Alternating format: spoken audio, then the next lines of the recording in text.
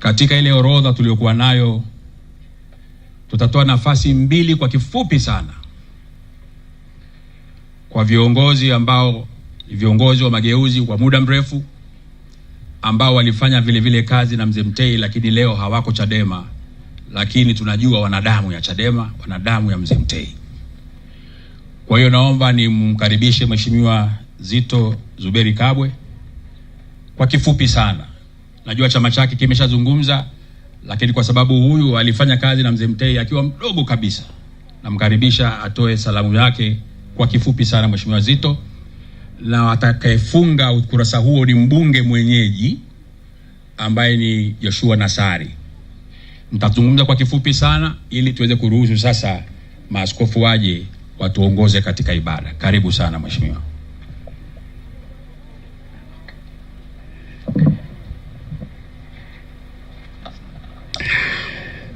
Mimi naomba niwarudishe mwaka 1978 mwezi Disemba 79. Alafu wewe uwe ni waziri wa fedha. Umepeleka wageni kwa rais. Rais mwenyewe ni Julius Nyerere. Alafu rais hawataki wageni wako. Ila wewe unaona kwamba ni wageni muhimu sana kwa ajili ya uchumi wa nchi wakati huo. Unajua hali ya nchi ilivyo mbaya kwa sababu umekuwa katibu mkuu wa Jumuiya ya Afrika Mashariki na umekuwa waziri wa fedha. Na rais anakataa, rais ana hasira, wewe una hasira, unarudi ofisini kwako. Waziri mwenzio anakuomba kwamba unaitwa kwa rais kwa ajili ya jambo lingine. Kuna shamba linatakiwa linunuliwe na lazima mlipe fedha taslimu mara moja. Na wewe unajua hazina haina fedha. Unakwenda kwa rais, unamkatalia rais. Rais amekasirika na wewe umekasirika zaidi. Unarudi ofisini. Unaandika barua ya kujiuzulu. Na unatoka kumpelekea rais barua hiyo. Wakati unakwenda, unakutana na msaidizi wa rais, Paul Sezigwa. Anakuletea wewe barua. Huisomi. Unaiweka pembeni. Unakwenda kwa rais. Halafu unampa rais barua yako. Rais anakuuliza, barua yangu umepata? Unasema ndio, lakini sijaisoma. Rais anapokea barua yako, anakubali kujiuzuru kwako. Huyu ndio Edwin Mtei. Na hiyo ndio Tanzania ya ukomavu, yani maturity, ambao taifa letu lilikuwa limefikia miaka 20 tu baada ya uhuru. Kwamba mnaweza kupishana mawazo bila kuwekeana chuki na mkaendelea kuheshimiana. Ni ukomavu huu ambao uliweka taifa pamoja. Na ukomavu huu ambao sasa miaka 60 baada ya uhuru una mashaka haupo. Na taifa linakuwa kwenye mtanziko. Na huu ndio msingi pia ambao Mzee Mtei aliujenga hata alipoanzisha Chadema. Kwamba zifanywe siasa kwa kupingana bila kupigana.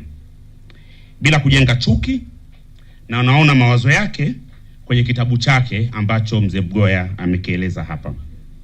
Leo tunamwaga Gavana Mtei. Anaenda kuungana na Nyerere.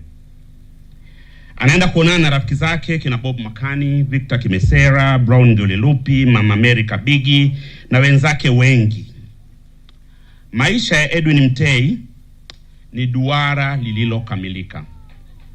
Full life. Hakika tunapaswa kusherehekea kama ambavyo wengi wamesema. Lakini pia tunapaswa kuyatafakari mapito yake. Gavana mwanzilishi wa Benki Kuu, ambaye kwa hakika neno gavana lilimaanisha Mtei.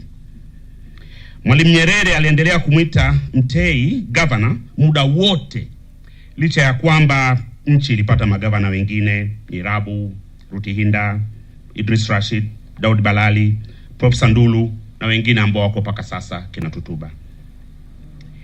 Sina hakika kama tuna alama yoyote Benki Kuu ambayo inamhusisha mwanzilishi wa benki hiyo.